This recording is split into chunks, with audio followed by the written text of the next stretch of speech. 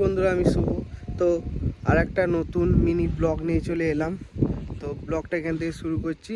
তো দেখো, আগের ব্লগে দেখেছিলে যে আমি মামার বাড়ি এসেছি। তো আমার মামার বাড়ি গোপালনগরে। তো গোপালনগর থেকে টাটার মাঠটা কাছাকাছি।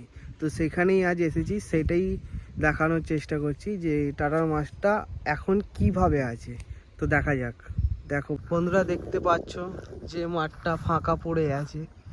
ওই যে দূরের যে গাছগুলো দেখা যাচ্ছে, ওটা রাস্তাটা আছে টাটার মাঠের। তার ওপারেই হচ্ছে দুর্গাপুর রোড। তো এইভাবেই আছে এখন মাঠটা পড়ে। কিছু জমিতে চাষ হচ্ছে, কিছু জমিতে হচ্ছে না। কিছু জমি এরম বন হয়ে পড়ে আছে, দেখতেই পারছো তোমরা। তো বন্ধুরা, দেখলেন কিভাবে ফাঁকা পড়ে আছে আমার পেছনেই। তো টাটা যদি আসতো তো সিঙ্গুরের এই জায়গাটা ফাঁকা থাকতো না। টাটা এলে বড় বড় অনেক বিল্ডিং হতো, অনেক কিছু হতো। তো আসেনে, কিছু করার নেই। আজ এইটুকুই।